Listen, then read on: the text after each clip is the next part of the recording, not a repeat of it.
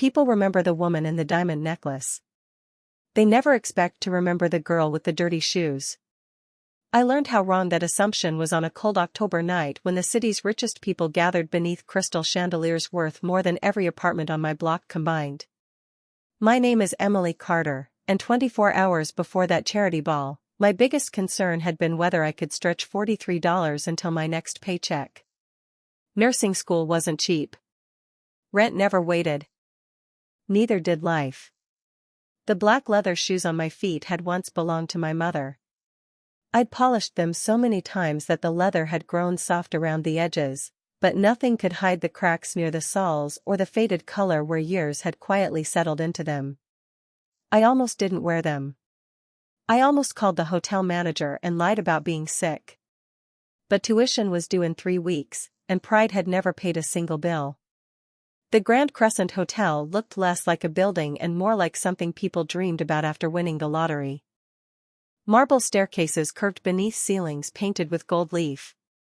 Fresh orchids filled the lobby with a clean floral scent that somehow made me more aware of the coffee stain hidden beneath the cuff of my uniform sleeve. Everywhere I looked, diamonds reflected warm light into 1,000 tiny stars. Women glided across polished floors wearing gowns that probably cost more than my student loans. Men laughed with the effortless confidence that only came from never worrying about tomorrow. I lowered my eyes for exactly 1 second, just long enough to notice my shoes against the mirror like marble. They looked impossibly ordinary. For a moment, I wondered if everyone else noticed them too. Emily. My supervisor's voice snapped me back. Smile. Keep the champagne flowing. These guests donated millions to tonight's fundraiser. I nodded, balancing the silver tray carefully as I stepped into the ballroom. Years of waitressing had taught me that invisible people lasted longer in rooms like this. Smile. Move quietly. Refill glasses before anyone asked. Disappear before anyone remembered your face. It usually worked. Tonight felt different. The string quartet played somewhere beyond the sea of conversations while laughter drifted beneath the enormous crystal chandeliers. Every polished shoe echoed softly across the marble floor. Mine barely made a sound. Maybe that was fitting. Invisible people weren't supposed to make noise. As I reached a circle of guests discussing private jets and vacation homes in Tuscany, one elegant woman accepted a glass without looking at me. Her eyes drifted downward for only a heartbeat before settling on my worn shoes. Her lips curved into the smallest smile. It wasn't kind. She leaned toward the man beside her and whispered something I couldn't hear. Both of them glanced down again. Then they laughed. Quietly. Politely. As though they had practiced making someone feel small without raising their voices. Heat climbed into my face, but I kept smiling. I had learned years ago that dignity wasn't something other people handed you. It was something you protected yourself, especially when nobody else thought it mattered. I adjusted the tray, straightened my shoulders, and continued walking. I didn't know that someone else had been watching the entire exchange from the far end of the ballroom. I didn't know that while everyone else noticed the diamonds sparkling beneath the chandeliers, one pair of calm blue eyes had noticed only the girl wearing dirty shoes. The room changed before I ever saw him. Conversations softened without anyone asking them to. Waiters instinctively stepped aside. Guests straightened their jackets and lifted their glasses just a little higher, as though invisible gravity had suddenly shifted beneath the crystal lights. I followed the movement with quiet curiosity, careful not to spill the champagne balanced across my silver tray. That was when I noticed the man walking through the ballroom. He was tall, broad-shouldered, and dressed in a perfectly tailored black tuxedo that somehow looked understated despite the obvious craftsmanship behind every stitch. His dark hair was brushed neatly away from his forehead, revealing calm blue eyes that swept across the room with patient precision instead of arrogance. He did not smile for cameras. He did not wave at anyone. Yet people moved out of his path before he reached them. It was the kind of respect that could never be purchased with money alone. I assumed he must have been another billionaire supporting the charity auction. Wealth recognized wealth. I returned to work before he disappeared from sight. Table after table, glass after glass, polite smiles exchanged with strangers whose names I would never remember. The orchestra shifted into a slower piece while auction volunteers arranged the next display near the center stage. Somewhere behind me someone laughed loudly about buying another vacation home in Aspen as casually as discussing the weather. I wondered what that kind of life felt like. Probably very different from calculating grocery prices with a calculator inside the supermarket aisle. Mississippi. A deep voice interrupted my thoughts. I turned immediately. One of the hotel coordinators stood beside me. Table 8 requested fresh champagne. I nodded. Right away. As I approached the reserved section, I realized the man in the black tuxedo now occupied the center seat. 4 other men sat around him, all equally well dressed, although something about the way they watched the room reminded me less of business executives and more of people who never stopped paying attention. They spoke quietly among themselves until I arrived beside the table. Champagne? I asked with the same practiced smile I had offered every guest all evening. The others reached for fresh glasses, but the man in the center looked up before extending his own. His eyes met mine for only a second. They were unexpectedly calm. Not cold. Not warm. Simply observant, as though he preferred collecting details before speaking. "Thank you," he said. His voice carried a gentle confidence that made people naturally listen. I filled his glass carefully. My tray never shook, although I became strangely aware of every movement my hands made. As I stepped away, another guest brushed past me too quickly, his shoulder catching the edge of my tray. Several champagne glasses tipped dangerously toward the marble floor. My heart jumped. Instinct took over before panic could. I shifted my weight, lowered one knee slightly, and caught the falling tray against my forearm before a single glass slipped free. A few drops landed on my sleeve. Nothing more. Around us, conversations continued almost uninterrupted. I released a slow breath I had not realized I was holding.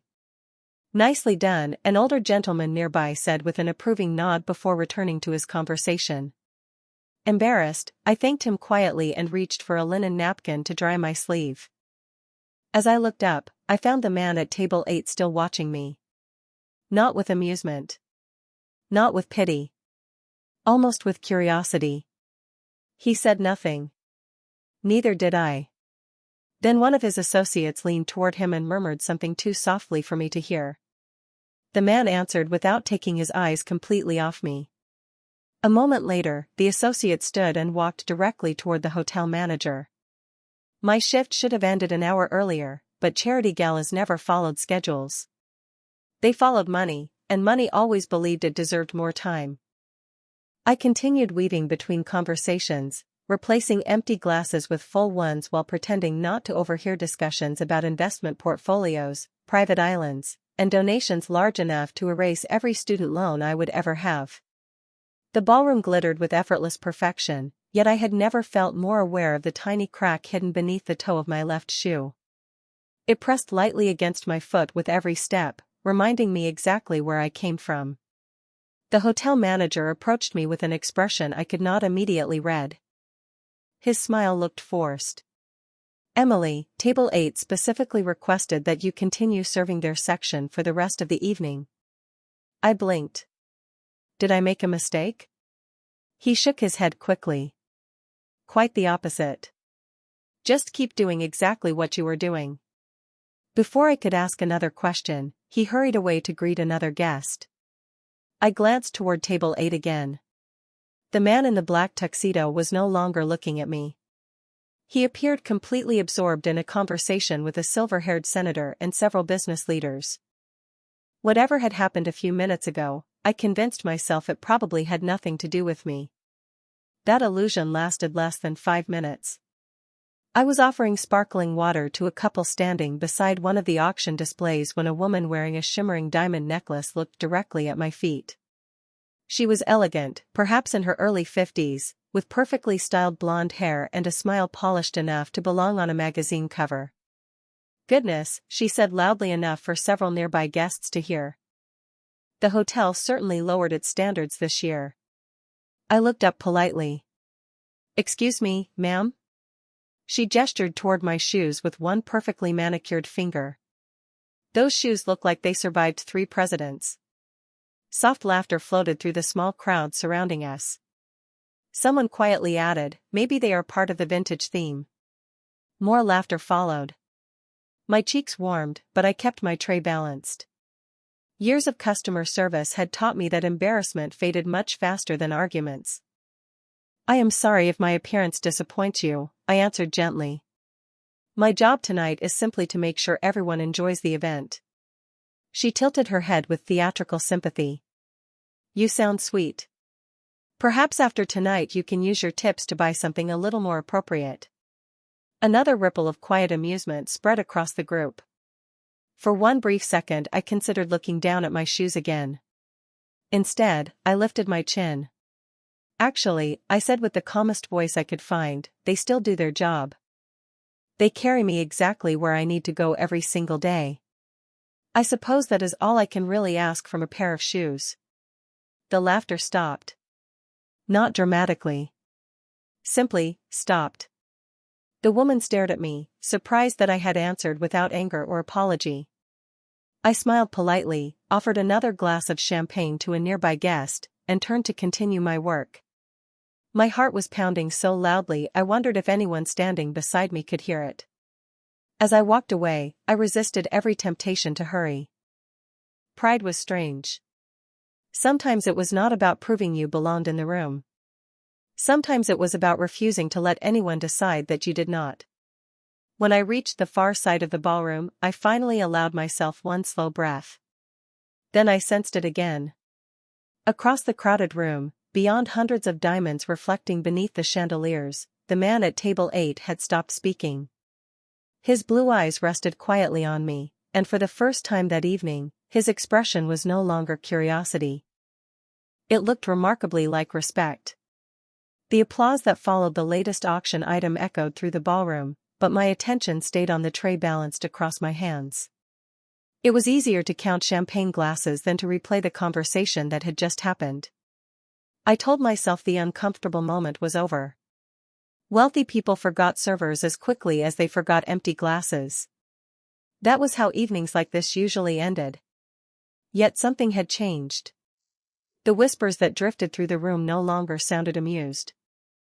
They sounded curious. I continued moving between tables, quietly thanking guests as they accepted fresh drinks. Every now and then I caught someone looking at me before quickly looking away. It made no sense. I had not done anything extraordinary. I had simply refused to be embarrassed by a pair of old shoes. Across the ballroom, the man at table 8 remained surrounded by city leaders, executives, and donors whose names regularly appeared on the evening news. They leaned toward him when he spoke. They laughed only after he smiled. Even from a distance, I could see that he never wasted words. He listened far more than he talked, occasionally asking a short question that seemed to redirect the entire conversation.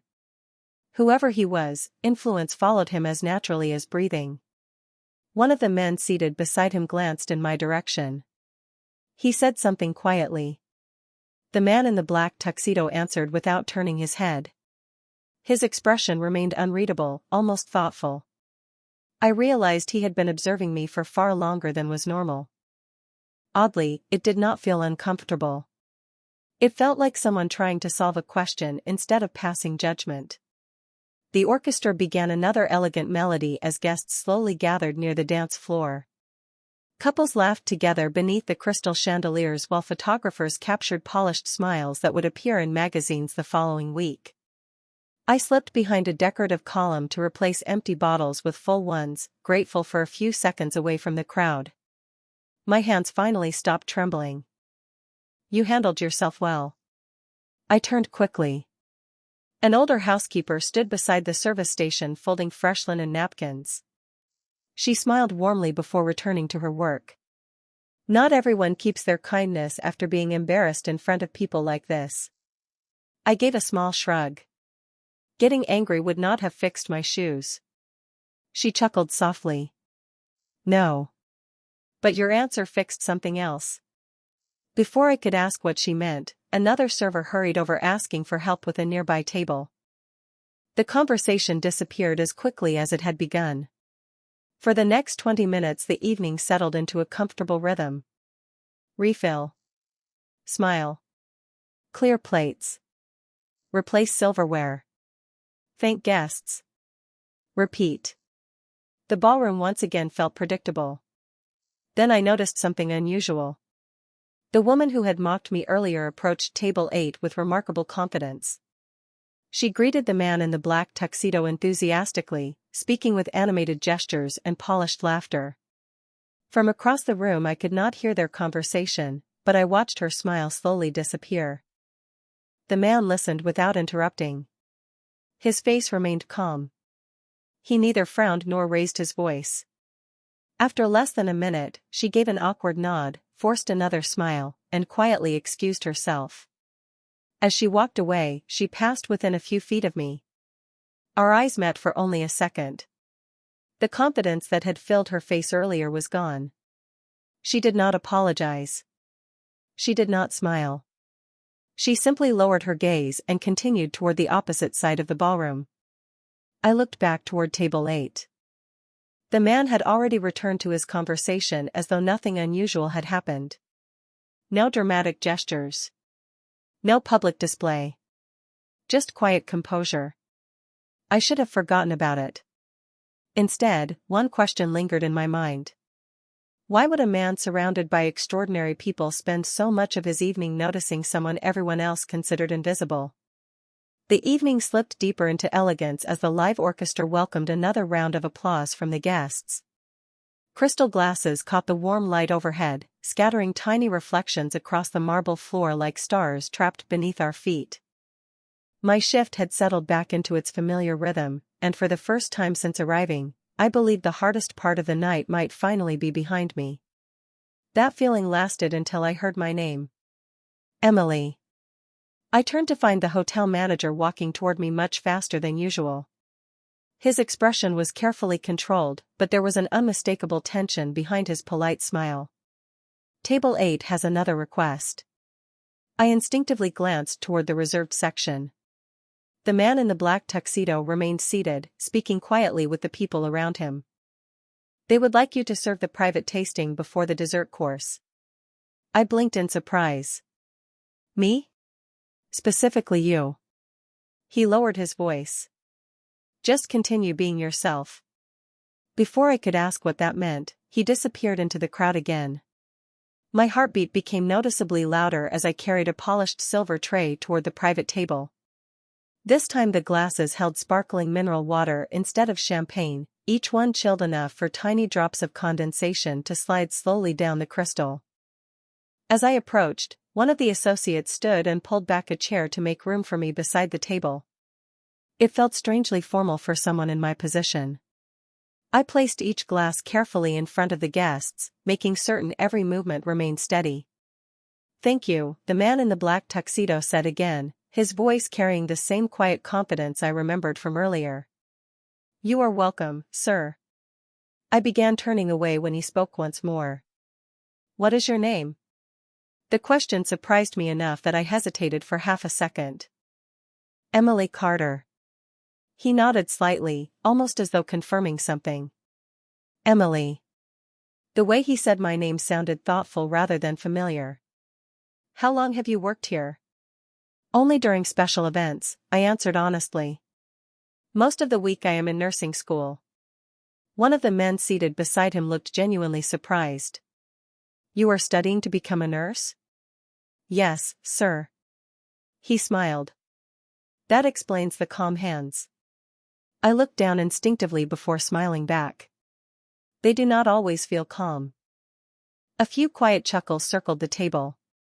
Even the man in the black tuxedo allowed the smallest hint of a smile to appear before it disappeared just as quickly.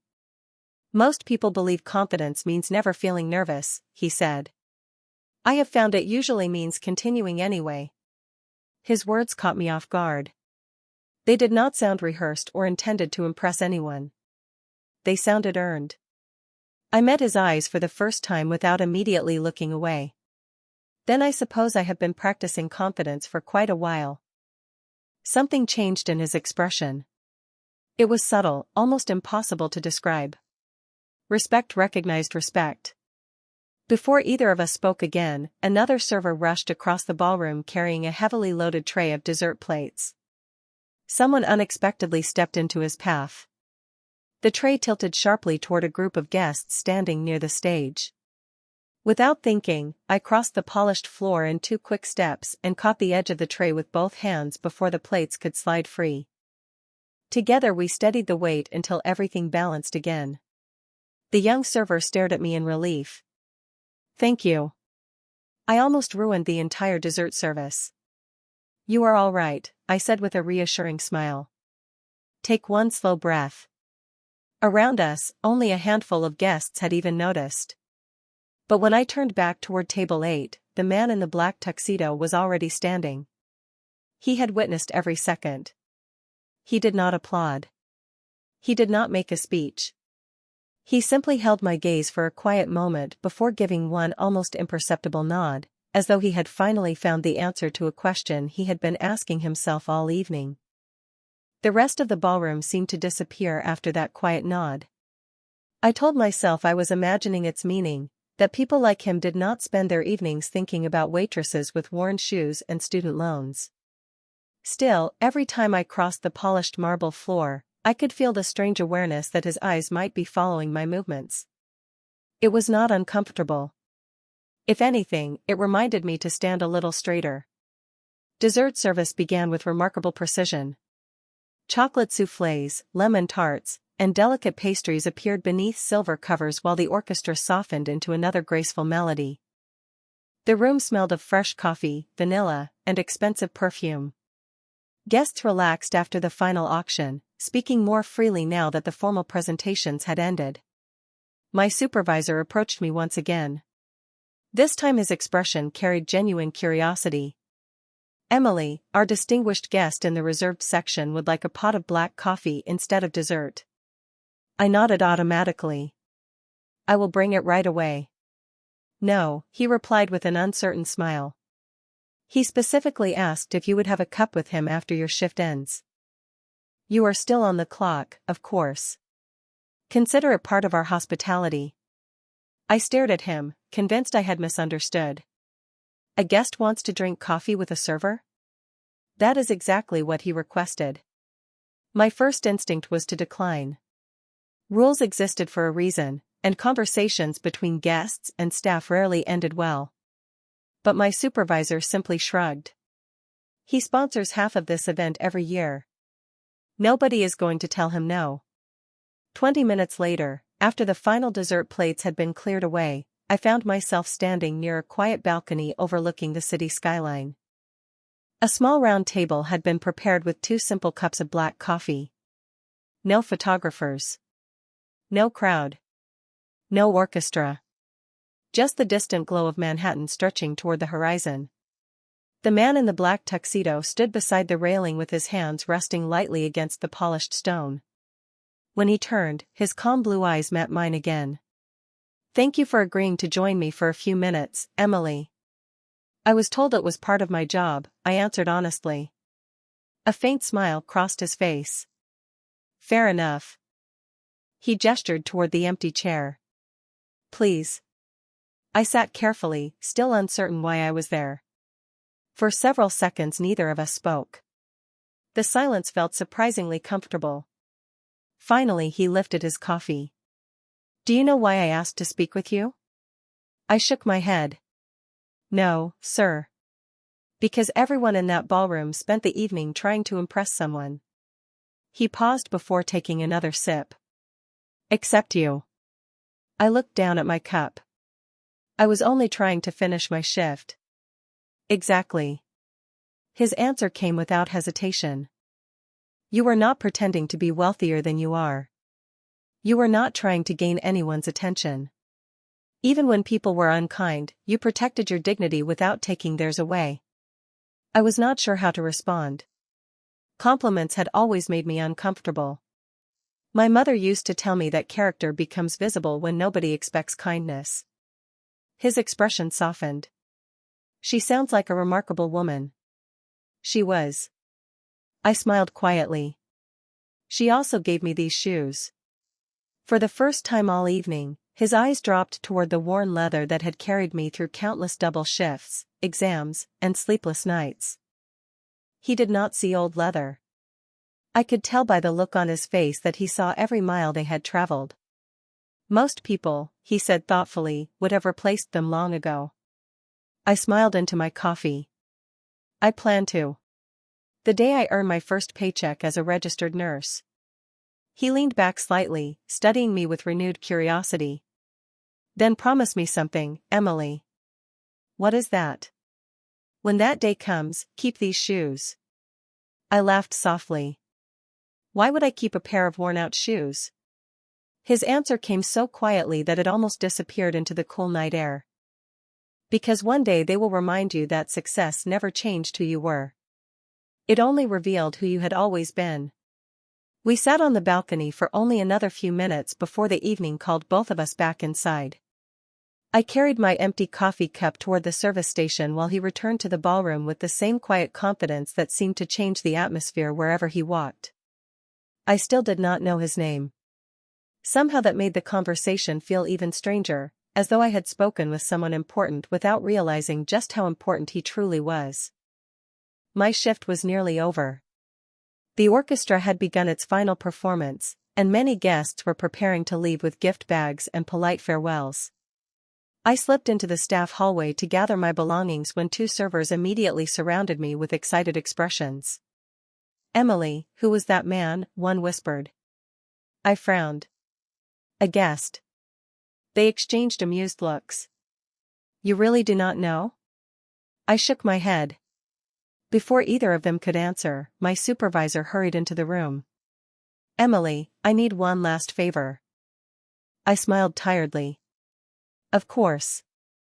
A private donation ledger needs to be delivered to the reserved lounge before the board meeting ends. Everyone else is busy escorting guests. I accepted the leather folder without hesitation. I can do that. The reserved lounge was much quieter than the ballroom. Thick carpets softened every footstep, and the noise of the celebration faded behind heavy wooden doors. I knocked gently before entering. Several distinguished guests sat around a polished conference table. The man from the balcony occupied the seat at its head. Conversations paused briefly as I stepped inside. I placed the folder beside him. Your documents, sir. Thank you, Emily, he replied. As I turned to leave, another man at the table laughed softly. So this is the young lady everyone has been talking about tonight. I stopped politely. The speaker wore an expensive navy suit and an unmistakably confident smile. You certainly attracted attention over a pair of old shoes. His words sounded lighter than the earlier insults, but they still carried enough amusement to make the room grow quiet. I smiled with the same calm expression that had carried me through the evening. I hope the charity received more attention than my shoes. A few people around the table smiled. The man chuckled again. Fair answer. Tell me something. If someone offered to replace them with a pair worth $5,000, would you accept? I looked down briefly before meeting his eyes again. No, sir. He raised an eyebrow. Most people would. Perhaps, I answered. But I did not earn $5,000 shoes. When I become the nurse I am working to become, I will buy my own. I think they will mean more that way. Silence settled over the room. Not awkward silence. Thoughtful silence. The man in the black tuxedo slowly closed the donation ledger without taking his eyes off me. That, he said quietly, is exactly why they cannot be bought. The others looked toward him with obvious respect. The smiling businessman leaned back in his chair and gave a small nod. I understand. I offered a polite smile and excused myself, believing the conversation was finished. My hand had just reached the door when I heard another voice from behind me. Alexander. I turned instinctively. One of the board members had addressed the man at the head of the table. We are ready whenever you are. Alexander. For the first time all evening, I finally knew his name.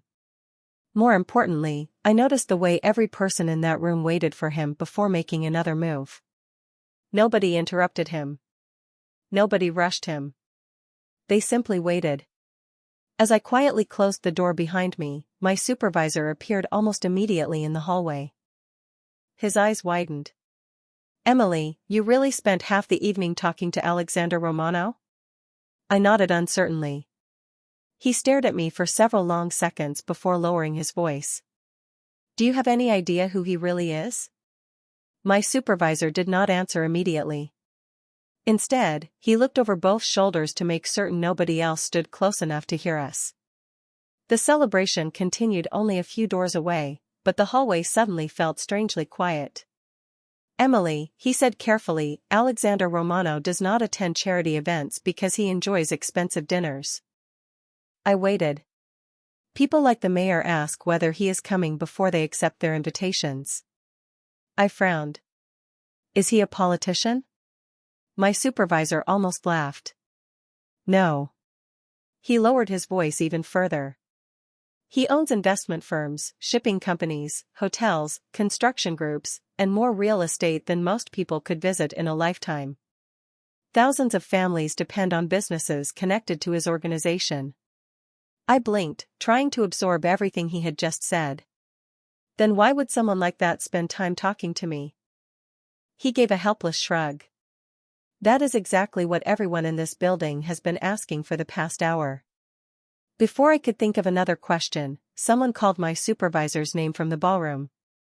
He excused himself, leaving me standing alone with thoughts racing much faster than my tired body wanted to process. I slipped back into the employee locker room and changed out of my serving jacket. My simple sweater felt strangely comforting after hours beneath formal lights and polished marble. I carefully tied my worn shoes again, noticing the loose lace that always refused to stay tight. Alexander's words echoed through my mind. "Keep these shoes." Success never changed who you were. It only revealed who you had always been. I smiled to myself. It was a beautiful thought, even if it came from a man whose world seemed impossibly distant from mine. I gathered my backpack and stepped through the employee entrance into the cool Manhattan night. The autumn air carried the scent of rain mixed with fresh pavement.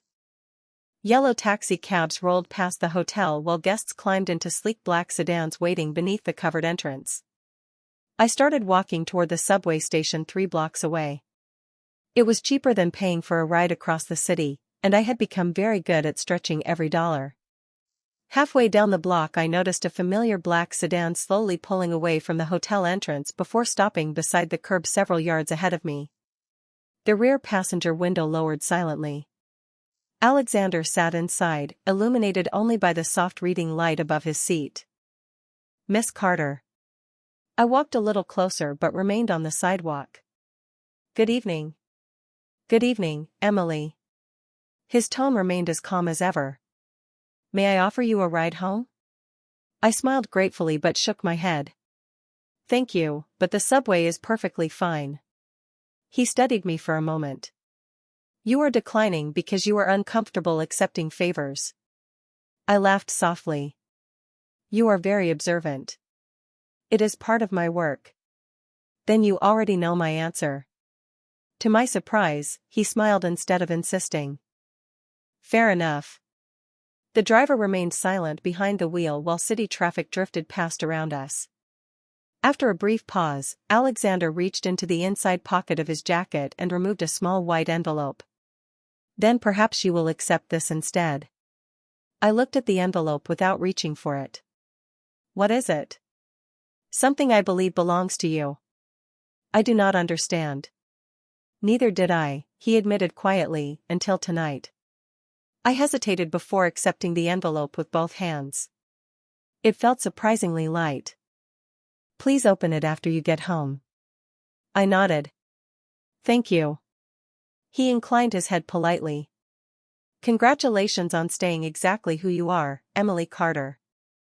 That is far rarer than success." The window rose slowly, and the sedan disappeared into the flow of traffic without another word. I stood beneath the streetlights holding the mysterious envelope, wondering how one ordinary shift had transformed into the most unforgettable night of my life, completely unaware that what waited inside would change far more than tomorrow. The subway ride home felt shorter than usual, although I barely noticed the stations passing outside the window. The white envelope rested inside my backpack the entire time, somehow becoming heavier with every mile. I could have opened it the moment Alexander handed it to me, but something about the way he had spoken made me wait. It did not feel like a gift. It felt like a lesson whose meaning had not revealed itself yet. My apartment greeted me with familiar silence. A tiny studio on the fourth floor of an aging brick building, just large enough for a bed, a small kitchen table, and shelves overflowing with nursing textbooks. The radiator clicked its usual uneven rhythm while the city hummed softly beyond the window. I slipped off my shoes and placed them beside the door. For the first time in years, I found myself looking at them instead of immediately looking away. The worn leather, the faded stitching, the tiny crack near the left toe. They carried every memory of double shifts, early morning classes, late night study sessions, and countless walks home after exhausting days. They had never embarrassed me until someone else decided they should. I sat at the table and finally opened the envelope. Inside was not a check. Not cash. Not an invitation to some exclusive event. Instead, I found a simple folded note written in neat handwriting on thick cream-colored paper. Emily, if these shoes have carried you this far with honesty, never let success convince you they were something to hide. One day, another young woman will believe she does not belong in a room because of what she is wearing. I hope you will be the person who reminds her that character always enters before fashion. Beneath the note rested a business card. Alexander Romano. There was only a name, a telephone number, and a single sentence printed beneath it. If you ever need an opportunity instead of a favor, call me. I read the words 3 times before placing the card back inside the envelope. My first reaction was gratitude. My second was uncertainty. I had worked too hard to build a future through my own effort. The last thing I wanted was for anyone to believe I had reached success because a powerful man noticed me at a charity gala. I tucked the envelope inside the top drawer of my desk and returned to studying for Monday's pharmacology exam. By midnight, medication charts had replaced ballroom memories, and I convinced myself life would simply return to normal. It did not. 3 days later, I arrived at the hospital for my clinical rotation. My classmates gathered outside the nursing lab discussing patient assignments while balancing coffee cups and heavy backpacks. I had barely reached my locker when my instructor approached with a puzzled expression. Emily, someone dropped this off for you at the front desk. She handed me a plain brown package about the size of a textbook. There was no company logo. No return address. Only my name written neatly across the front. Curious, I carried it into the student lounge and carefully opened the box. Inside lay a brand new pair of white nursing shoes, exactly the style required for our clinical program. Beneath them rested the original receipt. The purchase had been made anonymously. Folded beside the receipt was a tiny handwritten note. These are not a reward. They are simply the right tools for the road ahead. Keep the old ones too. You will need both. I stared at the message in complete silence. Whoever had sent the package understood something that very few people ever had. The new shoes were meant for the future. The old ones belonged to the journey. As I gently lifted one of the pristine white shoes from the box, I had no idea that someone standing quietly across the hospital parking lot had already noticed my reaction, and that my ordinary life had become important to far more people than I could possibly imagine. The anonymous package should have ended the story. That was what I kept telling myself as the weeks quietly passed. Nursing school demanded every ounce of attention I could give it. Clinical rotation started before sunrise. Exams stretched late into the evening. Between classes and weekend shifts at the hotel, I barely had enough energy to remember what day of the week it was. The white nursing shoes quickly became part of my routine, but every morning before leaving my apartment, I still glanced at the old leather pair resting neatly beside the door. Somehow they reminded me that difficult beginnings were nothing to be ashamed of. One rainy Thursday afternoon, our clinical instructor assigned me to assist at a community health outreach event sponsored by several local businesses. Free blood pressure screenings, wellness education, and basic health consultations filled the hospital conference center with families who otherwise might not have sought medical care. It was exactly the kind of work that reminded me why I wanted to become a nurse in the first place. Children laughed while volunteers handed out healthy snacks. Elderly couples thanked every student who took the time to answer their questions. Nobody cared what anyone was wearing. They only cared whether someone was willing to help. Near the end of the afternoon, an elderly gentleman sat across from me for a routine blood pressure screening.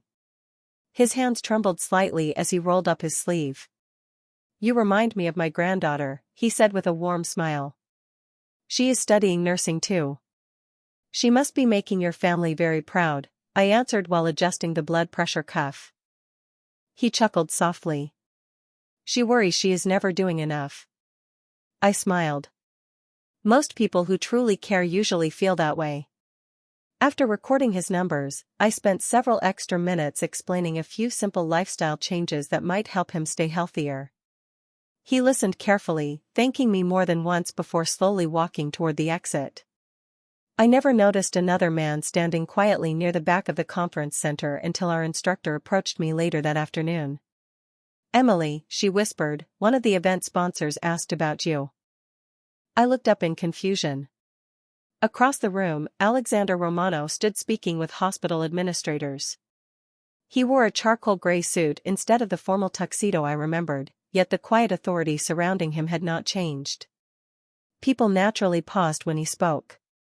He happened to glance in my direction, offering the same small nod that had somehow become familiar. I returned it politely before finishing paperwork with my classmates. I assumed he would leave with the other sponsors. Instead, as volunteers began folding tables and stacking chairs, he walked over carrying 2 paper cups of coffee. "Clinical rotations appear to require as much stamina as charity galas," he said, offering me one of the cups. I laughed softly. "Perhaps even more." "How are the new shoes?" The unexpected question made me smile. "Comfortable. Thank you." He shook his head gently. "I believe you thanked the wrong person. Then whoever arranged it has excellent timing." His expression suggested he appreciated the answer more than the compliment. For a quiet moment we watched volunteers clean the room around us. Finally he spoke again. "I did not send those shoes because I thought you needed saving, Emily." I looked at him with genuine curiosity. "Then why?" He glanced toward an elderly couple leaving hand in hand through the hospital doors. "Because people who spend their lives helping others should never have to wonder whether they have the right tools to keep walking." Before I could answer, one of the hospital directors called his name from across the room. Alexander set his empty coffee cup on a nearby table and offered one final smile. "Finish school. The world already has enough successful people. It could use a few more honorable ones." As he disappeared into another conversation, I realized something that had never crossed my mind before. He had never once asked me to become part of his world. Instead, every conversation had quietly encouraged me to become stronger in my own. I graduated 3 months later. When my name was called across the auditorium, I thought about my mother before anyone else. I thought about every overnight shift, every textbook with highlighted pages, every meal I had skipped to save money, and every mile those worn leather shoes had carried me before I could finally afford the white nursing shoes I now wore with quiet pride. Success did not arrive with fireworks. It arrived with a diploma folded carefully beneath my arm and the simple realization that I had kept every promise I had ever made to myself. My first position as a registered nurse began at St. Margaret Medical Center 2 weeks after graduation. The hospital was busy, unpredictable, and endlessly human. Every patient carried a different story. Some needed medicine. Others needed reassurance. Many simply needed someone willing to listen for 5 uninterrupted minutes. I quickly discovered that kindness was rarely listed on a treatment plan, yet it often changed a person's day more than any prescription could. Life settled into a rhythm I had dreamed about for years. long shifts became normal. Coffee became essential. Sleep became a luxury. The envelope Alexander had given me remained inside the top drawer of my apartment desk, untouched except on particularly difficult evenings when I needed to remember why character mattered more than appearances. Nearly 6 months passed without seeing him again. I assumed our paths had simply crossed for one unforgettable season before naturally separating. Then one rainy Monday changed everything. The emergency department was unusually crowded after a chain of traffic accidents caused by heavy storms. Every treatment room was occupied.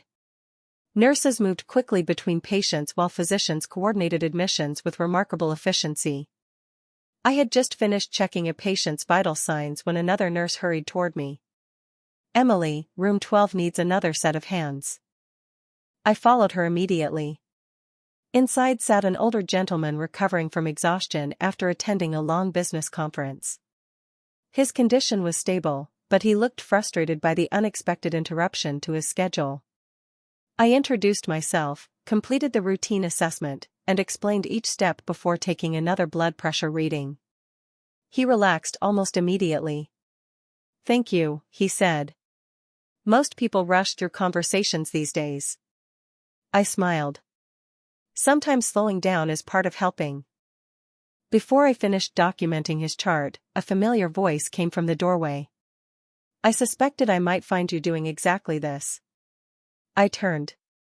Alexander Romano stood just outside the room holding a folded umbrella, rainwater still glistening across the shoulders of his dark overcoat. The older gentleman smiled warmly. "Alexander, you made it." I looked from one man to the other, surprised. Alexander returned my expression with the same calm smile I remembered from the charity gala. "Mr. Whitmore has served on the board of one of my foundations for almost 20 years. The older man laughed. "And he worries too much." Alexander stepped closer to the bedside before looking back at me. "How is he?" I answered without hesitation, slipping naturally into my professional role. "His evaluation looks reassuring. He mainly needs rest, fluids, and a little patience with himself." Mr. Whitmore sighed dramatically. "She has already convinced me of that." Alexander smiled. "She tends to do that." After confirming that everything else was in order, I gathered my clipboard. "I will let the two of you visit. Please press the call button if either of you needs anything." As I reached the doorway, Alexander quietly said my name. I stopped. "Congratulations, Emily." I looked at him curiously. "For what?" "You became exactly the nurse I expected you would become." I laughed softly. "You seem very certain about people." He shook his head. "Not people. Principles." I smiled before returning to my patients, but his words stayed with me for the rest of the shift. That evening, as rain continued falling outside the hospital windows, I began to understand something I had missed from the beginning. Alexander had never invested his faith in my future because he believed I would change. He believed I would refuse to. The weeks that followed settled into a quiet rhythm neither of us seemed interested in interrupting. Every few months our paths crossed through hospital charity events, community health programs, or fundraising dinners where I volunteered as a medical representative instead of a server. Alexander never arrived with dramatic entrances, and he never stayed longer than necessary. We would exchange a few honest conversations before returning to our separate responsibilities. Looking back, I realized those brief moments taught me more about character than years of motivational speeches ever could. One evening our hospital hosted a scholarship banquet for students entering nursing and emergency medicine. I had been invited to speak for 5 minutes about perseverance. Standing behind the podium felt far more intimidating than caring for an entire hospital floor. As I looked across the ballroom, memories rushed back without warning. Crystal chandeliers. Marble floors. Elegant gowns. Polished tuxedos. The setting looked almost identical to the night that had quietly changed my life. Then I noticed Alexander seated near the back of the room. He was deliberately away from the spotlight, listening instead of leading, just as he always had. I smiled before beginning my speech. People often ask me what helped me become a nurse, I said. Some expect me to mention grades or determination. Those certainly mattered. But the truth is simpler. Someone reminded me that dignity is something you carry long before success arrives. The room grew still. I continued without looking at my notes. There will always be people who notice your clothes before your character. Do not let them decide which one deserves your attention. Your uniform may change. Your salary may change. Your address may change. But if kindness changes too, then none of the other victories will matter very much. When the applause finally faded, several students approached to thank me. One young woman lingered behind after everyone else had left. She looked nervous. Miss Carter, she said quietly, sometimes I feel like I do not belong here. Everyone else seems more confident than I am. Her words sounded painfully familiar. I glanced toward the corner of the room where I had left my bag. Reaching inside, I carefully removed the old leather shoes that had remained there ever since graduation. I carried them back and placed them gently on the table between us. Her eyes widened with surprise. These belonged to my mother, I explained. They carried me through double shifts, exams, and nights when I wondered whether I should give up. They were never the nicest shoes in any room. They were simply the most honest pair I owned. She looked at them with quiet respect. Why did you bring them tonight? I smiled. Because I promised someone I would never forget them. She nodded slowly, as though understanding far more than I had actually said. After she walked away with renewed confidence, I carefully placed the shoes back inside my bag. When I turned around, Alexander was standing a few feet away. You kept your promise, he said softly. I laughed. Apparently so did you.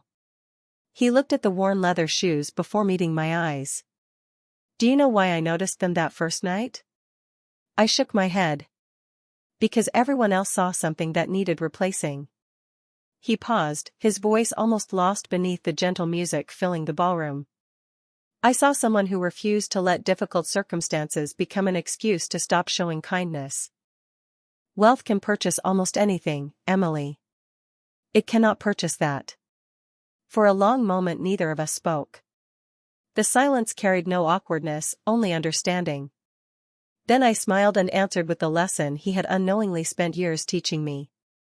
Perhaps that is because kindness is the only thing that becomes more valuable every time someone gives it away. 1 year later, I found myself standing beneath another ceiling filled with crystal chandeliers. The annual scholarship gala had grown into one of the city's most anticipated charitable events, raising millions of dollars for future nurses, teachers, and first-generation college students. Reporters filled the entrance. Community leaders welcomed guests with practiced smiles.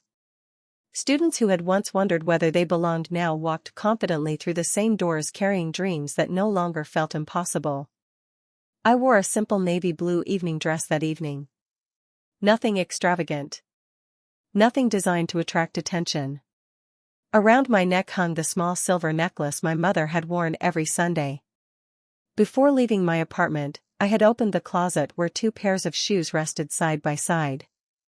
One pair was polished white leather, still ready for another hospital shift in the morning. The other pair carried faded stitching, softened leather, and years of memories. I gently picked up the older pair, smiled, and slipped them into a cloth bag before heading to the gala. Some memories deserve to travel with you. After the final scholarship recipients received their awards, the event host invited Alexander Romano to the stage for closing remarks. The applause that welcomed him sounded exactly as I remembered from that first extraordinary night. Calmly, without rushing, he thanked the donors, congratulated the students, and spoke about responsibility instead of success. Communities become stronger, he said, when people choose to notice potential before appearances. His words settled quietly across the ballroom. When he finished, he surprised everyone by inviting one final guest onto the stage. Emily Carter, he said with an unmistakable smile, would you join me? Hundreds of faces turned toward me as I slowly walked forward. Standing beneath the bright lights felt strangely familiar now, not because I had become comfortable with attention, but because I had finally learned that fear no longer deserved to make my decisions. Alexander welcomed me with a respectful handshake before turning toward the audience once more. Behind us, the stage crew carefully rolled out a small glass display case.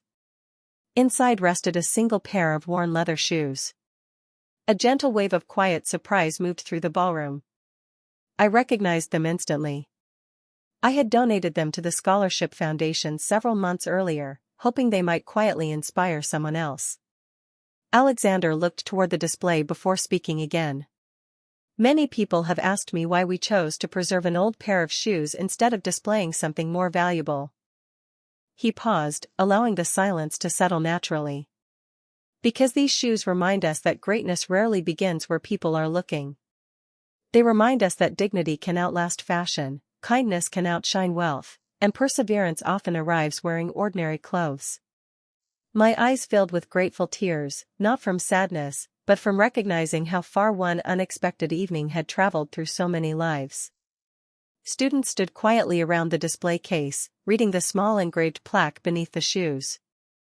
It contained only one sentence. These shoes carried a woman who never allowed difficult circumstances to define her character. As the evening came to an end, guests slowly made their way toward the exits. Several scholarship students stopped to thank me, not because of my career or the speech I had given, but because they had seen part of themselves reflected in a pair of worn shoes. That realization became the greatest honor I had ever received. Alexander joined me near the ballroom entrance one final time. "You were right," he said softly.